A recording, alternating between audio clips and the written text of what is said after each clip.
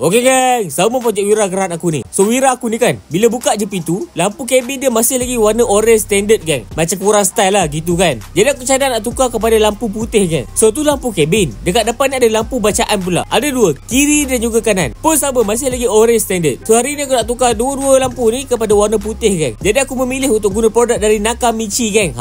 First aku ambil bulb size C5W untuk lampu kabin. Saiz dia 31mm. Lampu ni sangat berkualiti gang. Dia heavy duty. Bila on, lampu tu terus hidup gang. Senang pasang, suhu yang stabil, 200% lebih cerah gang. Dan plug and play sahaja.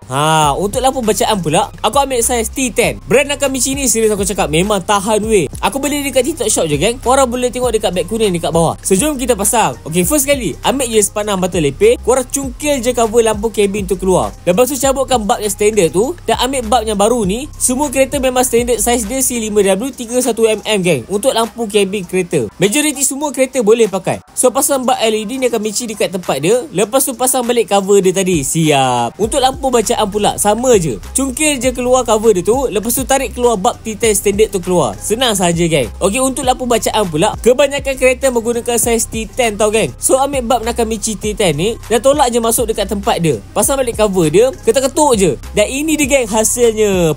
Memang terang betul gang. Okey, setakat macam tu memang tak nampak lah kan. Cuba tengok ni gang.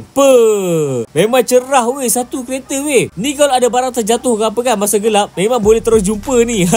Okey, sekarang testing lampu kabin pula. Okey, bila buka je pintu, gang, memang terang weh. Memang puas hati bila guna lampu LED dari Nakamichi ni. Bulb LED Nakamichi ni memang tahan dan berkualiti gang. So gang, kalau korang nak guna juga LED Nakamichi ni, tekan beg kuning sekarang.